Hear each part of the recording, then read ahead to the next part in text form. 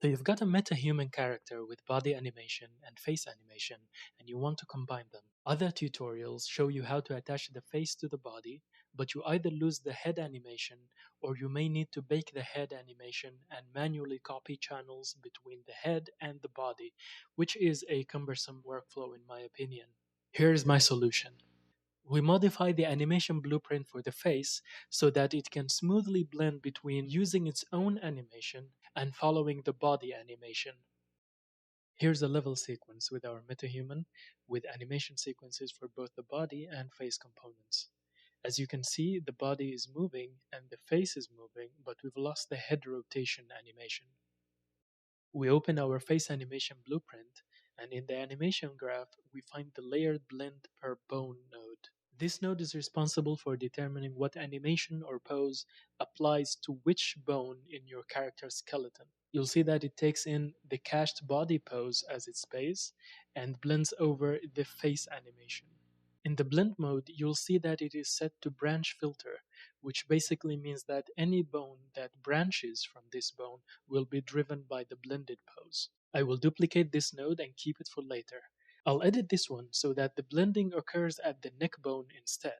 Click here to see the skeleton asset. From the skeleton tree, we can see that the neck bone is called neck_01. Go back to the animation blueprint, remove all elements from the branch filters array, and replace it with neck_1. Save and compile. Now in our sequencer, we can see the body animation up to the neck and head animation from the neck up. But we can take this even further. Remember this old node we kept? We can blend between the two using a two-way blend node. Connect both to it, copy-paste the cached body pose. You'll notice that you can't connect the face animation to both at the same time. So we'll need to cache it first. Click drag and start typing cache and create a new cached pose. Name it something like head pose. Right click and type the name of your cached pose and click use cached pose.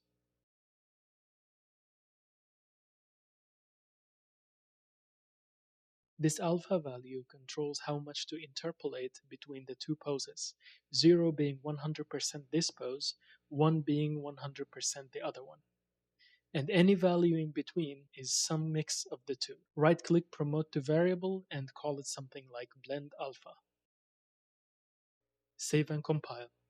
Finally, to animate this variable from sequencer, we'll need to add it to our metahuman blueprint and then access it from our newly modified animation blueprint.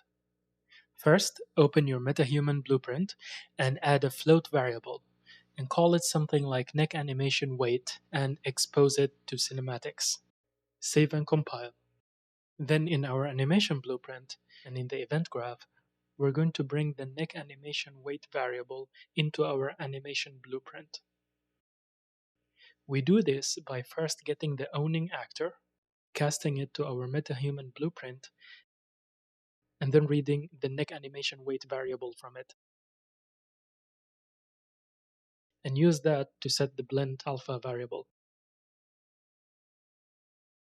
Now I will connect these nodes so that they will actually execute.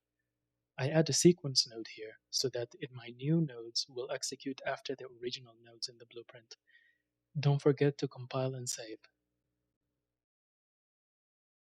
In our sequencer, click the plus sign next to the metahuman actor, and because we exposed it to cinematics, the neck animation weight variable will show up here. I will place a few keyframes, and we can see the head animation will smoothly blend between the face animation asset and the body animation. If this tutorial was useful to you, give me a like and let me know your thoughts in the comments. See you in the next one.